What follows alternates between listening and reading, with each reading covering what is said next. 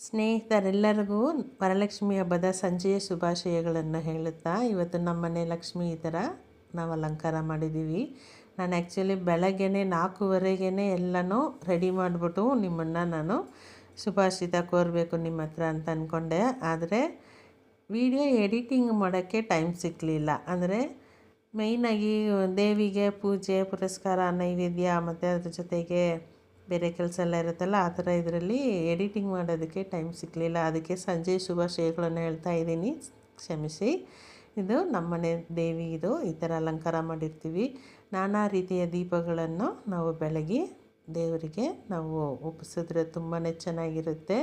ಅದರಲ್ಲಿ ತುಪ್ಪದ ದೀಪ, ಬೆಲ್ಲದ ದೀಪ, ಬಾಳೆಹಣ್ಣಿನ ದೀಪ, ಅದರ ಜೊತೆಗೆ ಅಕ್ಕಿಯಲ್ಲಿ ಮಾಡ್ತೀವಲ್ಲ ಆ ದೀಪ, ಅದೆಲ್ಲವನ್ನು ಹಾಕ್ಬಿಟ್ಟು ದೇವರಿಗೆ ನಾವು ಮಂಗಳಾರತಿಯನ್ನು ಮಾಡಿ ಇವಾಗ ಇದು ವಿಡಿಯೋವಾಗಿ ಹಾಕ್ತಾಯಿದ್ದೀನಿ ಸ್ನೇಹಿತರೆ.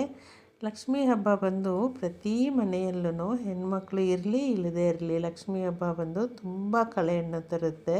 ಗೌರಿ ಗಣೇಶ ಹಬ್ಬ ಇದೆಲ್ಲ ಅದೇ ಥರನೇ, ಅದಕ್ಕಿಂತ ಹೆಚ್ಚಾಗಿ ಈ ಮಾಸದಲ್ಲಿ ಬರೋ ಅಂಥ ಶ್ರೇಷ್ಠವಾದ ಹಬ್ಬ ಇದು.